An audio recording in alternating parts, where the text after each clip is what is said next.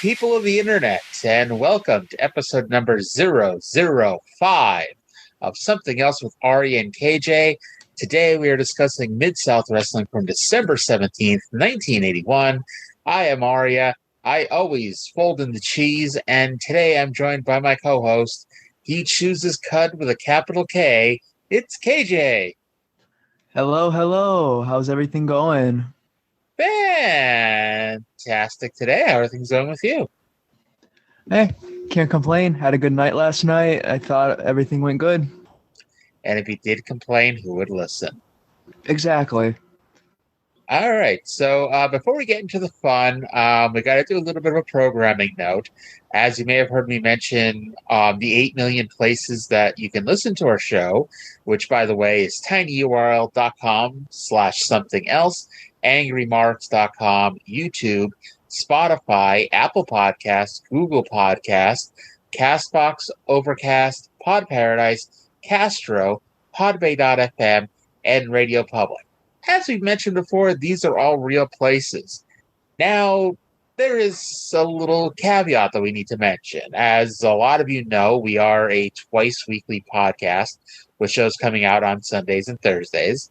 However, my friend Stevie J over at angrymarks.com, he only has room on the schedule to put up one show a week. He puts up on Sundays, as all of you listening at angrymarks.com know this.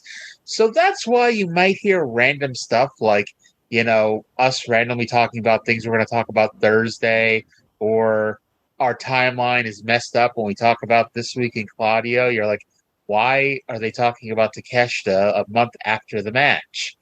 That's why. So, if you want to hear our shows as we post them, feel free to check out one of our 83 other places.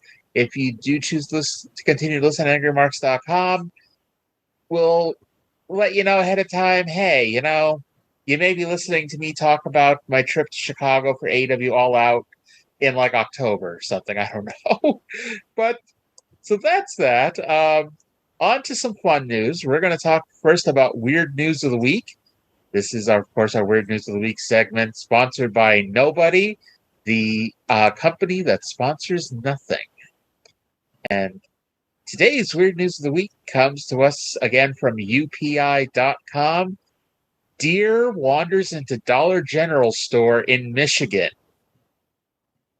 Of course, it would be Michigan. I mean, yeah, of course.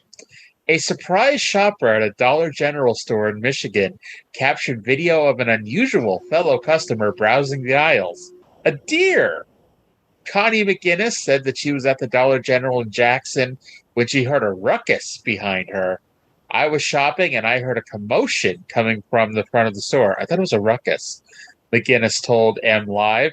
I heard people calling out, "Oh no." McGinnis turned around and saw a deer coming down the aisle towards her. I was stunned for a quick minute and then got out my phone, McGinnis said. Hey, I can share the story about that too in a minute. Anyway, McGinnis recorded the video with her phone and posted the footage to Facebook. Jackson police aide Jackson County animal control officers were called to the store to escort the doe back outside. It seemed as scared as we were, but it didn't run around or seem upset, McGinnis said. Oh dear. Yes. This reminds me when I was driving to my boss's house once to pick up some paperwork. All of a sudden, a baby deer trotted across the road. And, me being me, I'm like, holy crap. And then pull up my camera to take a picture of it. I remember you sent me that picture. Yes, it's hilarious, I still think you should have left your car behind and just tried to ride it home. Again, this was a baby deer, and I'm not, svelte. That's the nice way to put it, is I'm not svelte. Somebody out there in, one of our listeners out there is saying, she's saying that she's fat. Svelte. Yes, svelte is a good word. Oh, righty here. So hang on a moment, and we'll be right back with the rest of our show. This podcast is sponsored by the amazing people at BetterHelp. Now, I know what you're thinking. It's time for the sponsor plug, so I'm just going to fast forward 3 minutes. However, what if I told you that the next 3 minutes could potentially save your life or the life of someone you love? If you think you might be feeling depressed, stressed, anxious, or overwhelmed, BetterHelp is here to help. BetterHelp offers licensed therapists who are trained to listen and help you in a private online environment at your convenience. Take it from someone who went through their own mental health crisis. Sometimes you don't feel comfortable talking to family or friends. It can be beyond helpful to have a therapist you can trust and who can help you get through everything. BetterHelp has a network of over 20,000 therapists with a broad range of expertise that will give you access to help that may not be available in your area. All you need to do is fill out a questionnaire with your specific needs, and they will match you with a therapist in under 48 hours. If things aren't working out with the therapist that they match you with, don't worry. You can request a new therapist anytime at no additional cost. Over 3 million people have already taken charge of their mental health with an experienced BetterHelp therapist.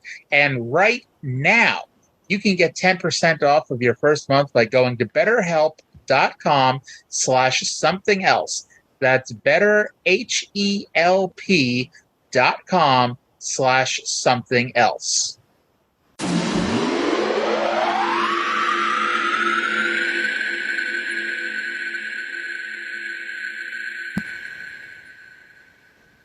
Welcome back to our Mid-South Wrestling television review here on Something Else with Aria and KJ. I'm still Aria, that's still KJ, and this is Mid-South Wrestling from December 17th, 1981, taped December 9th, 1981, at, of course, the Irish McNeil Boys Club in Shreveport, Louisiana. KJ, it's episode 3. Did you think you'd make it this far? I did not, no. I'm so excited. And KJ, I would not be offended if you sat closer to the microphone here. Let's go to the intro. Boyd's co-host this week is Ted DiBiase, and he's going to have some big news to tell us about. Hello, everybody, and welcome to Mid-South Wrestling Television Network. I'm your host, Boyd Pierce, and before I tell you about the matches, let me remind you how just about 3 weeks left to get those dream match letters into us. Pick out the match that you'd like to see made and send it to the television station in which you're viewing. They'll take them all and forward them on to us. The match that receives the most votes then will be held right here on television. Remember, Dusty Rhodes will be here in that period of time, Andre the Giant, Ted DiBiase, and of course the suspension of the Samoan Warriors off in Sika will be up. Whether they'll be there, you have an opportunity. Any match that you want to see, send it to the television station in which you're viewing. This week, you'll see Mike George in the ring against Bob Roop. The Polish Prince, Ed Waskowski, is here. Also here, the new Louisiana heavyweight title holder, the Junkyard Dog, who defeated the great Kabuki in New Orleans on December the 7th. So a lot of great action coming up.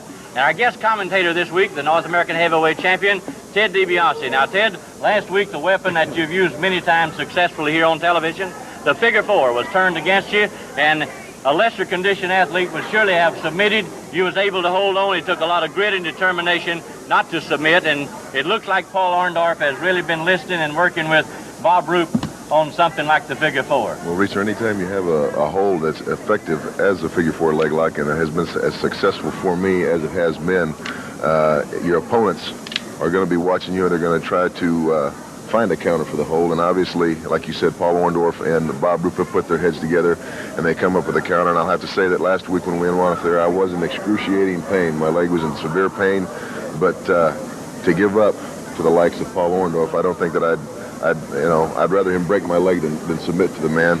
And I'm just going to have to come up with something for him. Tremendous spirit, tremendous courage. Right now, we have the opening event in the ring. Let's go to Reiser Bowden for the introduction. Let's not, and instead talk about the big news. And of course, KJ, that's that Ed Waskowski is going to be here this week. Oh, you must be so excited. I am. And of course, the other big news is that Junkyard Dog is the new Louisiana champion, beating the great Kabuki in New Orleans. And so now JYD is both the Louisiana champion and one half of, the Mid-South Tag Team Champions here. So we'll see how that plays out in the future. Now, since Boyd was insistent we go to the ring for the opener, let's go to the ring for the opener. It's Brian Blair versus Tom Ernesto Jr. Our friend Larry Dallas is in the middle of the front row this week.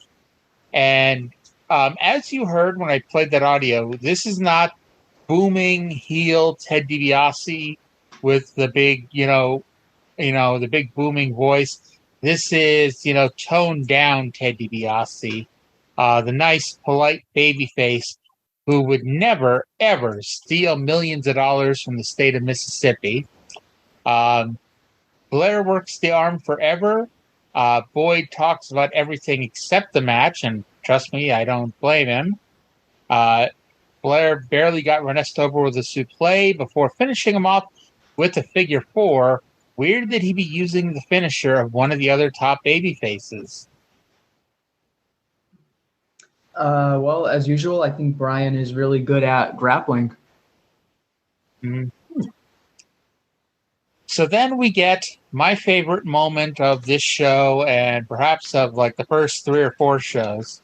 Reiser is going to interview Paul Ellering, who has a promo for us all to hear. Let's go to Reiser in the ring.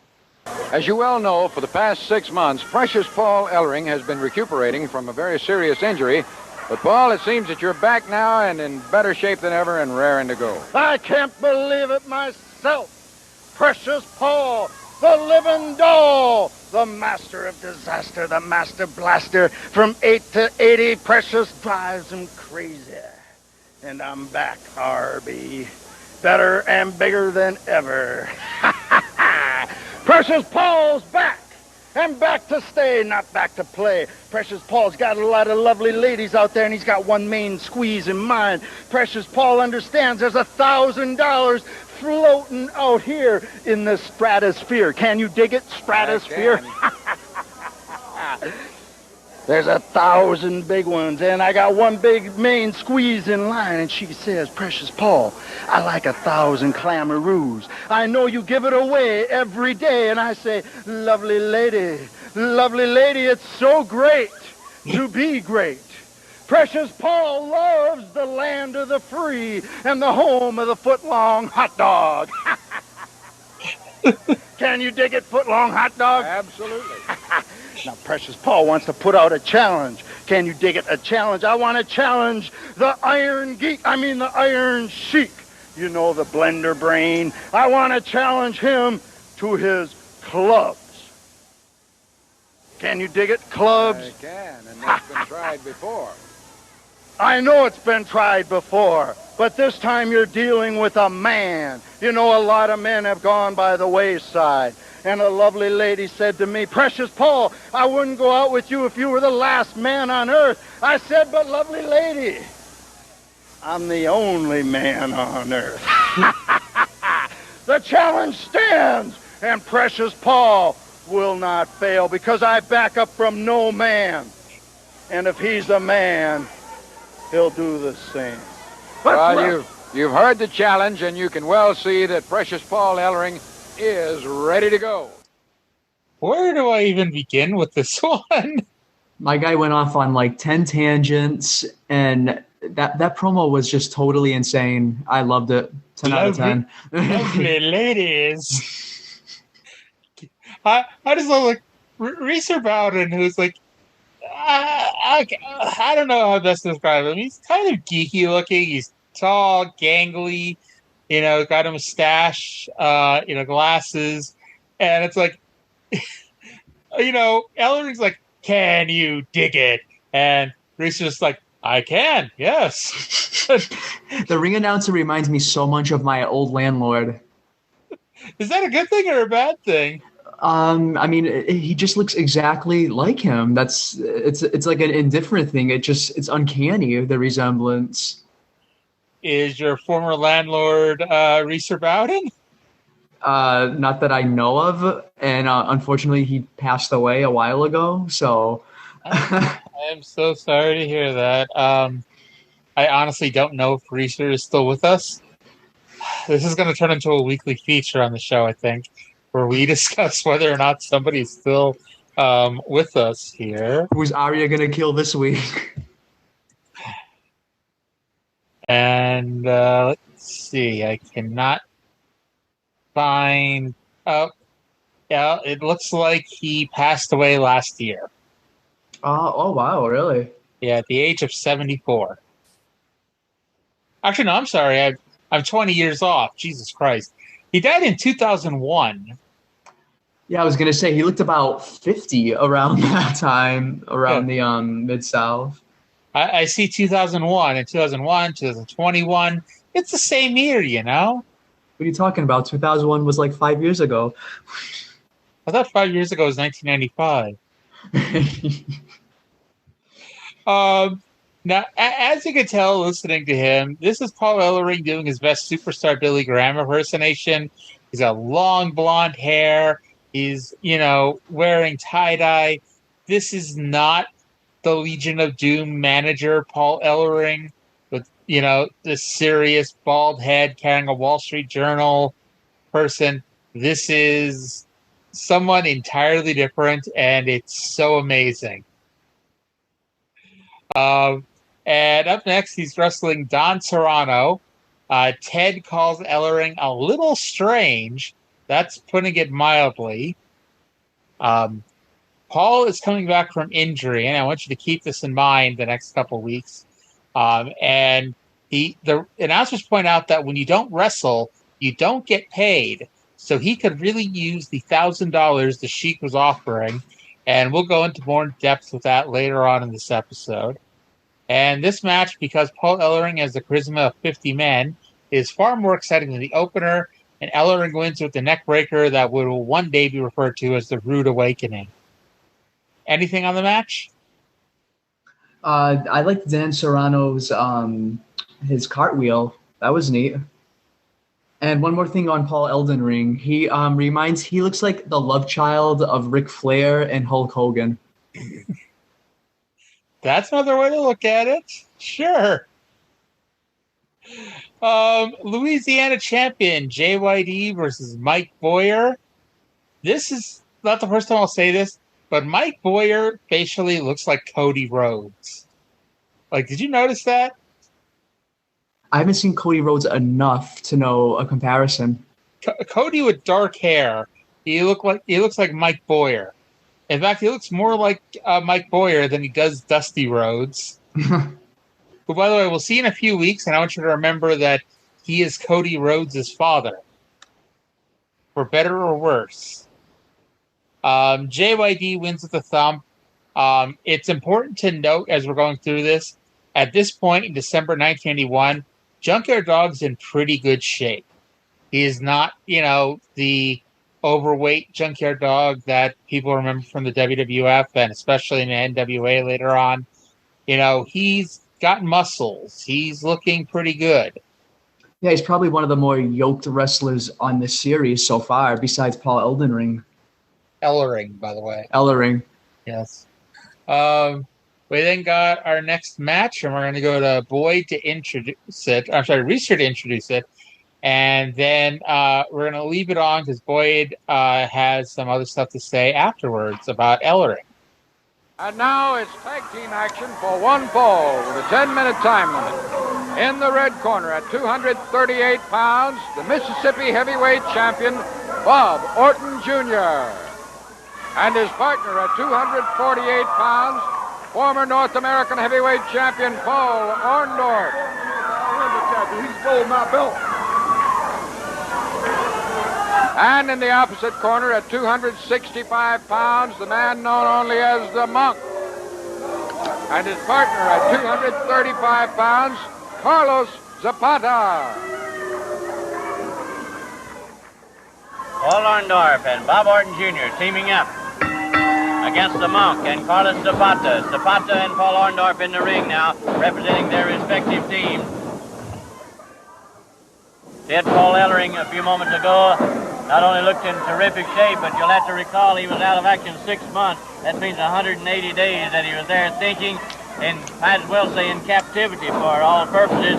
That's nothing as he compares it to the 440 days of the Iranian, so he's really vengeance, and we're going to have that challenge that was made later on this week, so the fans will be able to see it. Paul Ellering with the Persian clubs. And remember, the Iron Sheik must do twice as many as Paul Ellering or lose $1,000. That's exactly right, and I'm very anxious to see this. The Sheik's been out here several times, you know, always yelling about competition, issued this challenge now for a long time, looking for somebody to come along and take it.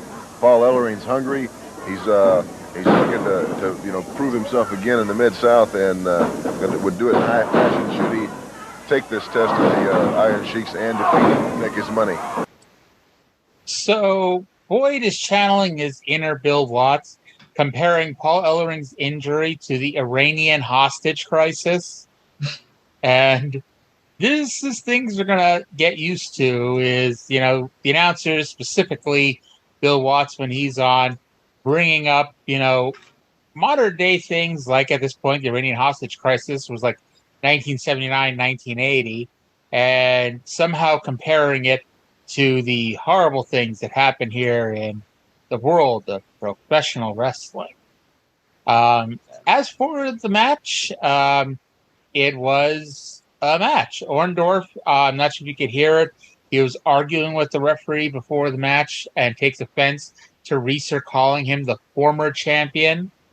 Zapata, who I'll say, and KJ doesn't know this yet, but in about 2 or 3 weeks, Carlos Zapata is going to become a big part of the comedy of this show. Ooh, okay.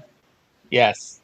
Orton uses a drop kick, which was definitely not a move he would use in the WWF a few years later. The Monk Show got the hot tag and immediately got cut off. After a double team move where Orton used a power slam and Paul used an elbow drop, Orton submitted the Monk with the figure 4 leg lock. KJ, what do you have to say about this one? I really liked Paul Orndorff's vest at the beginning, that suede fringe. It was really cool. And I just feel sorry for the Monk Show. He just can't pick up a win here. He's 0-3. Oh, they need to use him better. Maybe if he goes to AEW. Which would take skill since AEW didn't start 2019. I believe in the Monk Show. I believe that, especially since they've got the Big Show under contract, why not sign the Monk? Exactly. They could be a tag team. Big and bigger. And the comedy would be the Monk would be the one who's considered bigger. Exactly. Bob Roop versus Mike George. Bob Roop is a much better wrestler than he is a commentator. And this is the Battle of the Bulge, as both men... we were talking... I think we were talking about this on the Worldwide show. You see a lot of people with very real physiques on these shows. You don't see steroid-up monsters. And Bob Roop and Mike George are examples of people who you will never, ever accuse of being on steroids. When you first mentioned about Battle of the Bulge, I thought this conversation was going to take a whole different direction. But yeah, I agree that the body types are one of the more surprising aspects when I started watching these older shows for the podcast, was that they weren't as many yoked wrestlers now that you see on modern wrestling shows. It's more natural body types, more strongman physiques. So, KJ, tell me on our PG-rated podcast here, what were you thinking I was going to start talking about when I talked about the Battle of the Bulge? Well, I thought you were going to talk about how their singlets were too tight or a little too small or something, because I didn't notice any of that, but I thought you picked up on something that I didn't notice, and I was morbidly curious as to how this conversation was going to turn out. Okay, I'll give you that. Bob Roop jumps to the middle rope for a big what a maneuver, but George threatens to punch him, so Roop just slides back down. Mike, great baby face here. His comeback was almost entirely punches and kicks, which are great baby face moves. George and Roop are on the ring apron. Roop uses his speed, LOL, to move out of the way, and George runs shoulder first into the post, back in the ring, and Roop pinned him after a knee to the shoulder. Thoughts on Commentator of the Year, Bob Roop? I liked it because that was the first match where they actually like fought outside of the ring, at least in Mid-South. Like they fought on the apron area and they actually hit the post. So I thought that was really interesting. Mm-hmm. Then we get my favorite wrestler of all time, Ed Waskowski. Yeah. Out for our first standby match against Mike Bond. The best thing I can say about this match is it went 90 seconds. And Ed Waskowski does what is my all-time favorite move. And if Ed lasted much longer in this territory, I was hoping someone would beat him up for doing this. He sets Bond on the mat. So Bond is sitting on the mat. He's sitting up straight. Waskowski leaps up into the air to do a splash on him with it coming down on top of his head and shoulders. You were telling me about that, and I finally got to see it, and oh my God, that looks so awful. It's a broken neck waiting to happen. I know. That has to be banned now. Ed wins with a backbreaker, and Mike Bond is either the greatest seller ever or he was actually hurt, because I legitimately thought he hurt his back here, but he is on the next show, so what do I know? Your thoughts on my favorite wrestler? Well, I know you just have a bunch of posters of him on your wall, but I do. I think he does a good job. Ed Waskowski, the Polish Prince, my all-time favorite wrestler. Yep. And so then we go to the Iron Sheik, who's in the ring for his match with Frank Monty. But earlier we heard about Paul Ellering want to take the Persian Club Challenge, and I played some audio earlier describing it.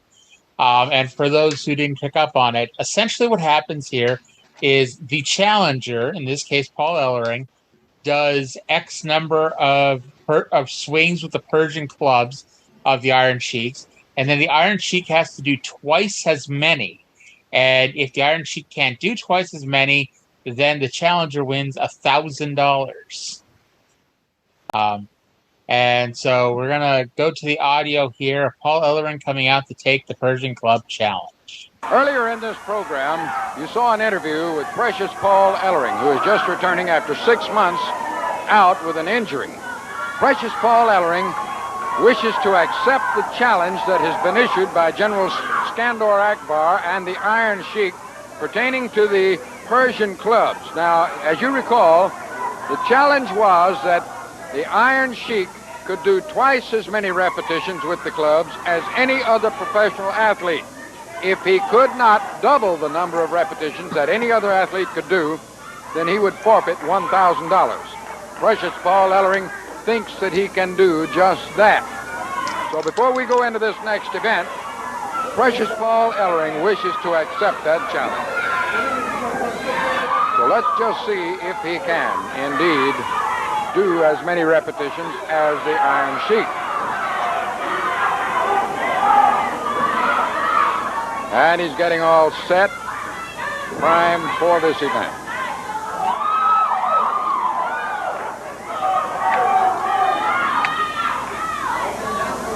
There's Paul Ellering now with a challenge. Remember, whatever he does with the Persian clubs, the Iron Sheik will have to do twice as many or pay him $1,000. Boy, I've certainly been looking forward to seeing this all night. I'm looking forward to seeing anybody take on this challenge. 4, 5, 6, 7. Look at him. Oh, he's going with it too, boy. Look at the fans are going wild here. 12, 13, 14, 15, the Iron Sheik and Skandor Akbar 18, are stirred up. Look at his hands on his hips. The General Akbar, he can't believe it. 24, 25, 26, 27, 28, 29, 30, 31, 32, 33, 34, 35, 36, 37, 38, 39, 40, 41, 42, 43, 44, 45, 46, 47, 48, 49, 50. 50 repetitions. How about that I now? don't know how many, That means but that a if lot the of Iron them, Sheik look, cannot this do way Skandor 100, Akbar is confident he will in a hurry. forfeit that $1,000. We've got a wrestling match. We're still in the wrestling business, you know, with Frank Monty. but we'll do it after we beat Frank Monty. And I'll even up the bounty, $2,000 and maybe 200 more repetitions. But first things first, Frank Monty. Very well, you heard it. He will accept this challenge after this event. And all right, so Ellering, as you heard, just 50 repetitions with it. And what it is these are two very large clubs that are, legitimately difficult to do. And we're going to see, like, Ellering does an all right job with it, and it's passable. We're going to see Iron Sheik, and he's going to do them. And it's a whole lot more fluid when he does it. And basically, you're taking them and swinging them around behind your back. It's like, imagine trying to do that. Yeah, I mean, I have no upper body strength, and I've never really seen clubs like that before. So when he picked them up, they just look like those clubs that cavemen use in cartoons. And it was just so funny seeing them do repetitions with them. To quote Mick Foley, you might as well just take them and hit people with them. They make better weapons. Exactly. They look like fat baseball bats. Now, I don't want to alarm you here. Iron Sheik now is going to go wrestle Frank Monty. Iron Sheik wins this match. It was it was over really fast. Yeah, it was a long, grueling 90 seconds. Yeah. Let's go back now to the ring for the post-match of this. Now, keep in mind again, the match went 90 seconds. It's not, they didn't go out there and do, a 60-minute Broadway and then this following scene occurs. There's the winner of the wrestling match, the Iron Sheik over Frank Monty. There you see Reiser Bowden and Precious Paul Ellering in the ring now. all right, now we will continue with that Persian club feat. As you heard a few minutes ago, This man has just had a grueling match with an international star. Is this American justice? Is this American fair play? Well, remind you, Teddy Gossett, now what do you think? You think Akbar is stalling You now? cannot ask this I man feel like Akbar may be a little bit concerned as to whether his man can after a grueling match can with answer an the international challenge star. now. Don't get the idea. I'm worried. He looks Don't a little you bit dare worried to get me, the boy. idea that We'll I'm have to worried. do 100 of them or lose Because I know $1,000. my man can do a multitude We just more have 1 than minute Precious time Paul remaining. Ellering. And as I need to said, get started. I'll even up it to $2,000. I don't care. I think he's but stalling, you can't boys. ask him to do it now. Not now. He just had He a promised he he'd just do it had a right after grueling they had the match out of the way, but And I'm not going to see. Paul Ellering calling for the people. He wants to see him do it. You're embarrassed, you understand. I'm sorry to repeat myself, but I will say it one more time. He's just had a grueling match. How can you 30 seconds, everybody's waiting, but I believe you're right, Ted DiBiase. He's stalling, but I'll tell you something. General Skandar Akbar and you folks at home, knowing Grizzly Smith, the matchmaker that I've known for many years, we tell you like it is, the Iron Sheik will have to answer the challenge and do double the amount that Paul Ellering did next week. If I know Grizzly Smith, he'll have to do it. All our time's gone. Next week it'll also be Brian Blair against Paul Orndorff. Goodbye, everybody, for Boyd Pierce and Ted DiBiase. So Akbar stalls out the show until the closing credits. And you hear Boyd basically promising that next week Iron Sheik's going to be forced to have to do, the Persian Clubs Challenge. And if he doesn't, then he's going to have to forfeit $1,000 to Paul Ellering. He totally Mitch McConnelled himself to a timeout. So I think this was great. Akbar, I think he legitimately was worried about Sheiky's ability to do 100 repetitions with the Persian clubs. And so he, first he forced them, they stalled it out so he could do a match. Then Sheik does his match. They come back and, now he's had a grueling match with a world-class athlete, a guy that he beat in 90 seconds. And that's why he couldn't do it this week. And the show ends. I thought that was really great and set up next week. Mm-hmm. Yeah, definitely. Just for that club scene alone, I'm gonna give it an 8 because that was just so entertaining. Between Paul Ellering's promo, I originally gave this a 6.5, but like reviewing this and listening to it over again, I bumped it up to a 7.5. It's that awesome. Cool. So KJ and I are gonna go hang out with the lovely ladies, and Yeah. here in the land of the foot-long hot dog. And we'll be right back to close up the show in just a second here.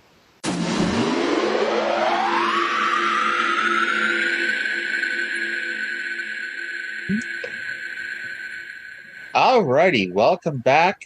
You might recall on Thursday, KJ wanted us to talk about the Golden Girls TV show. And so, KJ, I thought I'd let you start us off here with this discussion. Well, one of the first episodes I saw that really stuck with me was the Robbery episode. So they all just come back from a concert, and Blanche discovers that her house was robbed. A bunch of stuff, like the house is all messed up. But the one thing she's happy about is they didn't steal her big vase. That's the one thing that she's happy about. Even though they stole a bunch of stuff, she's happy they didn't steal the vase. And the episode just proceeds like they're getting more and more paranoid that people are breaking in. So at one point, Rose is just really scared, so she can't sleep. So she buys a gun, and it goes as well as you expected. So in the next scene, Blanche comes home with a date in the middle of the night, and Rose thinks it's a burglar. So as soon as Blanche opens the door, Rose takes a shot and misses Blanche, but hits the vase. And literally, Blanche is not even nervous that she got shot at. She's just like, my vase, you broke my vase. I gotta say, I don't remember that episode or those characters. Maybe this was one of those shows where Lorelai and Rory weren't on. So my favorite show, or my favorite episode, is when Lorelai and Rory are going to a dance contest, and they're trying to beat Kirk, because Kirk's been the dance contest champion for like years, or like 3 or 4 years at this point. And I mean, honestly, he may still be the champion to this day.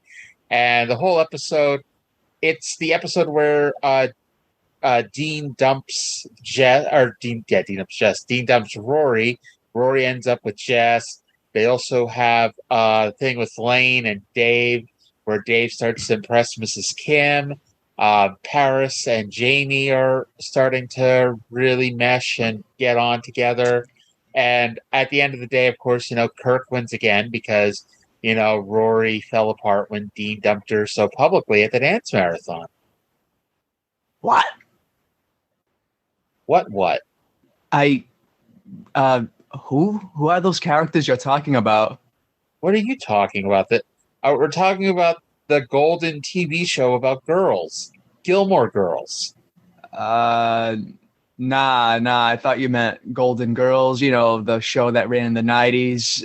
5 roommates, technically, older women. Thank you for being a friend. Why would I ever want to talk about that? I never watched that show. Well, I never watched Gilmore Girls either. How could you confuse Gilmore Girls with Golden Girls? There's like no logic behind that at all. Because it's a Golden Girls TV show. It's a golden show about girls. What makes it golden? It's a fantastic program. It ran for 7 years and had a revival season. Did Golden Girls have a revival season? No. It had a spinoff. Well, they didn't have a revival. I think most of the actresses have passed away. Unfortunately, all of them. Unfortunately, yes. Betty White was the last one to pass away. I think it was at the end of this year, actually, December 31st. Yeah. And so, yeah, why would I be discussing that when I could be discussing a legendary great show like Gilmore Girls? Well, you could discuss it all you want because I've never watched that show, so it's going to be a very lonely discussion. Oh, well. Apparently we had a little bit of a mix-up, so this is why we should never talk about anything that has nothing to do with wrestling. Lesson learned. Alrighty. So that's going to do it for this week. Thank you, KJ, for coming over to do our show this week. And we'll see everybody again on Thursday. Say goodbye, KJ. Bye-bye.